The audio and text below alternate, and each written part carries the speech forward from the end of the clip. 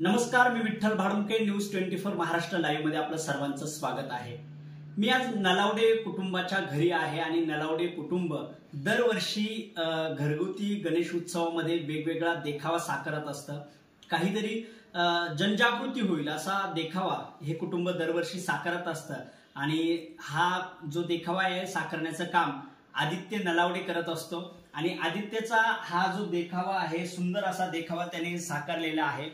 आपण बघतोय की समोर राष्ट्रपती भवन आपल्याला दिसतंय. राष्ट्रपती भवन त्याने यावर्षी साकारलेला आहे आणि या राष्ट्रपती भवनामध्ये जो काही शपथविधी झाला तो देखील त्याने या ठिकाणी दाखवलेला आहे.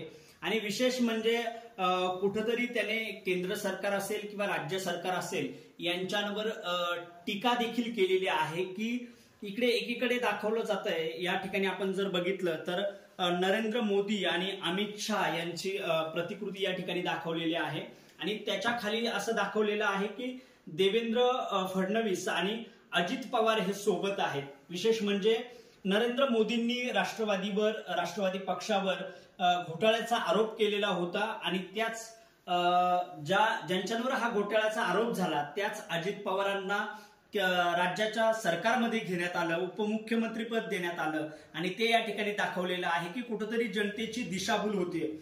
आपण इकडे जर बघितलं तर त्याने अनेक प्रतिकृती या ठिकाणी दाखवलेल्या आहेत. समोर महाराष्ट्र सरकार योजनांचा दरबार असं दाखवलेलं आहे. म्हणजे त्यामधून त्याला असं सांगायचं आहे की महाराष्ट्र सरकारकडून कुठेतरी योजना दिल्या जातात, मात्र त्या योजनांचा सामान्य नागरिकांना खरंच फायदा होतोय का? कारण एकीकडे सामान्य नागरिकांना डावललं जात आहे आणि एकीकडे सरकारकडून योजनांचा सपाटा उठवला जातोय, मात्र हे कुठेतरी त्याला खटकलेलं आहे आणि ते याने इथे घरगुती गणेश उत्सवामध्ये दाखवलेलं आहे. पुढे इकडे आझाद मैदान दाखवलेलं आहे. या आझाद मैदानामध्ये सफाई कामगार दाखवलेले आहेत आणि सफाई कामगार गेल्या अनेक वर्षांपासून त्यांच्या मागण्यांसाठी आंदोलन करतायत, मात्र अजूनही त्यांची मागणी मान्य झालेली नाहीये असं मत आहे.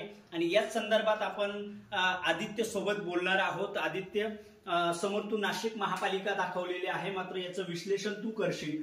नेमकं हा जो देखावा आहे किती दिवस साकारायला लागले तुला आणि दरवर्षी तू वेगवेगळा देखावा साकारत असतो, काय वाटतं तुला?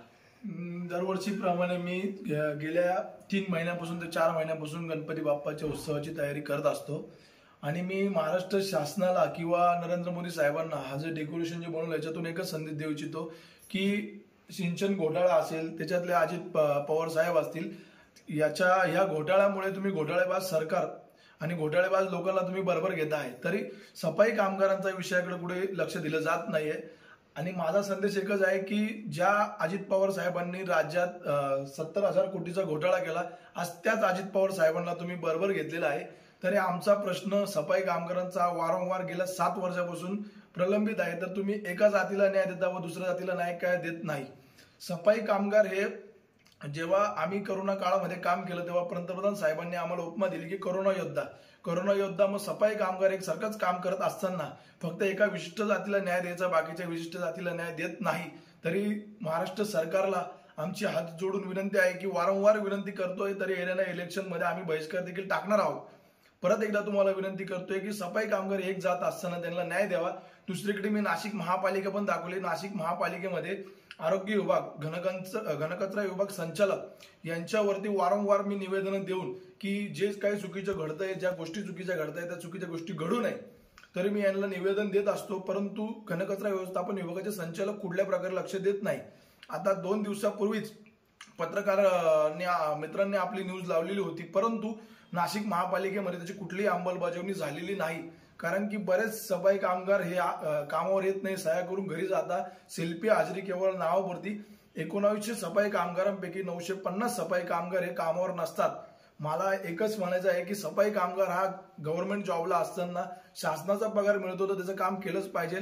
सफाई कामगार कुठला असो त्यांनी योग्य रीतीने त्याची जबाबदारी पार पडली पाहिजे. आणि दुसरी गोष्ट अशी की आयुष पलोड साहेब हे घनकचरा व्यवस्थापन विभागाचे संचालक आहे, पण ते थेरपिटिक सर्जन असताना त्यांची संचालक म्हणून वर्णी कशी, याचे उत्तर आम्हाला नाशिक महापालिकेच्या आयुक्त साहेबांनी द्यावे.